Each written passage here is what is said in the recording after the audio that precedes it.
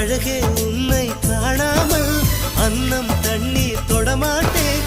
ஆகாயத்தின் மறுபக்கம் சென்றால் கூட விடமாட்டேன். உன்னை காணும் முன்னே கடவுள் வந்தாலும் கடவுளை தொழ மாட்டேன்.